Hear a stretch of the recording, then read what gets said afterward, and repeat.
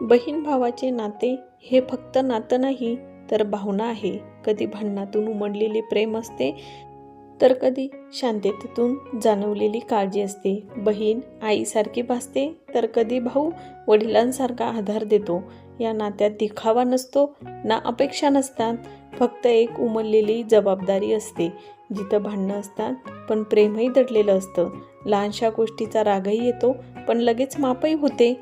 बहीण म्हणजे बालपणीची मैत्रीण, आईसारखी काळजी घेते. भावाचे प्रेम म्हणजे वडिलांसारखे जपणार आणि आयुष्यभरासाठी आपल्या बहिणीची ढाल बनतो. या नात्यात शब्दांपेक्षा भावना बोलतात आणि बहीण भाऊ एकमेकांपासून कितीही दूर गेले तरी मनाने ते जवळ असतात. या नात्यामध्ये दररोज बोलण्याची गरज नसते आणि कुणाला दिखावा दाखवण्याची सुद्धा गरज नसते.